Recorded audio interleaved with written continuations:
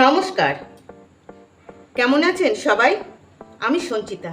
আজকে আমার রান্নাঘরে দেখাতে এলাম খুব পুরনো দিনের একটি রান্না, পাট শাক চিংড়ি মাছের রসা।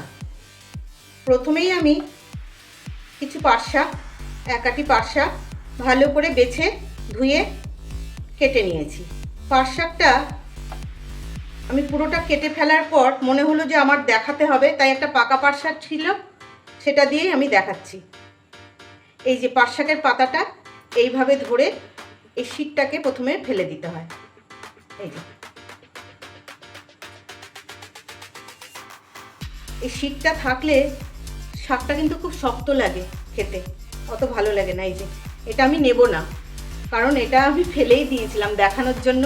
সব কাটার পর মনে হলো ও দুটো পাট শাক রাখলাম না তো কাটার দেখানোর জন্য, সেই জন্য আমি এটা দেখালাম। ওইভাবে কেটে ভালো করে ধুয়ে তারপরে আমি ভালো করে কেটে নিয়েছি। এবার রান্নাটা শুরু করব, সেই জন্য বসিয়ে দিলাম কড়াই। কড়াই গরম হয়ে গেছে, এবার দিয়ে দেব সর্ষের তেল। তেল খুব ভালো করে গরম হয়ে গেছে, এবার অল্প লবণ ছিটিয়ে দেব। এইভাবে লবণ ছিটিয়ে দিলে এর মধ্যে সবজি শাক যাই দেওয়া যাক না কেন, ওই সবজি দিলে যে ফরফর করে ফোটে সেটা হয় না। এবার আমি কিছু চিংড়ি মাছ হালকা ভেজে নেব, ভালো করে ছাড়িয়ে রেখেছি।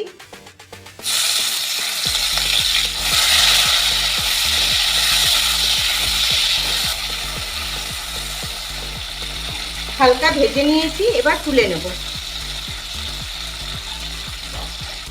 এবার এই চিংড়ি মাছের জলটা যে তেলের মধ্যে আছে এটা আমি একটু শুকিয়ে নেব। চিংড়ি মাছের জলগুলো ভালো করে শুকিয়ে গেছে, দেখুন আর জল নেই। এবার দেব একটা ফোড়ন, কালো জিরে, রসুন একটু থেতো করে নিয়েছি, 6-7 কোয়া রসুন আমি থেতো করে নিয়েছি, আর কাঁচা লঙ্কা। রসুনটা একটু ভাজা গন্ধ বেরিয়ে গেছে, এবার দিয়ে দেবো একটা পেঁয়াজ, একটা না 1.5খানা মতন পেঁয়াজ।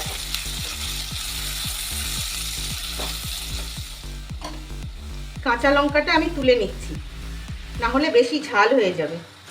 ভাজা হয়ে গেছে, এবার দিয়ে দেবো কিছু সবজি। 5-6টা ঢ্যাঁড়স আছে, এখানে 3-4টে পটল আছে, আমি সব এরকম ছোটো ছোটো করে কেটে নিয়েছি।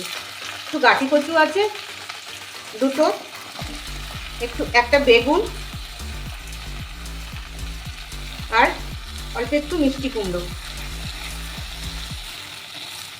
এবার এই সবজিটা আমি খুব ভালো করে ভেজে নেব। সবজিটা খুব ভালো করে ভাজা হয়ে গেছে, আমি ঢাকা দিয়ে দিয়ে ভেজে নিয়েছি। বেগুনগুলো একটু তুলে দিই, না হলে বেশি গলে যাবে। এবার দিয়ে দেবো অল্প হলুদ, অল্প আদা বাটা ও কাঁচা লঙ্কা বাটা, সামান্য জিরের গুঁড়ো, অর্ধেক টমেটো। সবজির সাথে মশলাটা খুব ভালো করে ভেজে নিয়েছি। আর দিয়ে দেবো একটা আলু, আমি এরকম ছোট করে কেটে একটু সেদ্ধ করে রেখেছি। আলু না গলতে চায় না এখনকার, ওই জন্য। তাছাড়াও আলু যোগ করলে আমি একটু সেদ্ধ করে দেওয়ারই চেষ্টা করি। ভালো করে খুব কষে গেছে, এবার দিয়ে দেবো এই শাকটা। এবার আরেকটু লবণ ছিটিয়ে, আমি কিন্তু অল্প অল্প করে দিলাম, তার কারণ 3বার লবণ দিয়েছি। এবার শাকটাকে এই সবজির সাথে একটু মিশিয়ে নেব, তাই ঢাকা দিয়ে দিলাম। দেখুন খুব ভালো করে ভাজা হয়ে গেছে, শাকের কালার পুরো চেঞ্জ হয়ে গেছে। এবার দিয়ে দেবো বেগুন আর চিংড়ি মাছ, লঙ্কা পুরোটাই।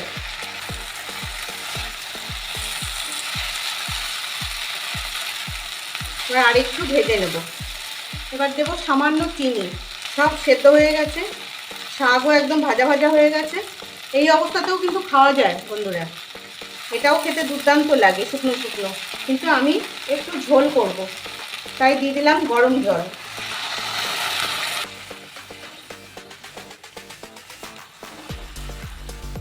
আর একটু জল দেব।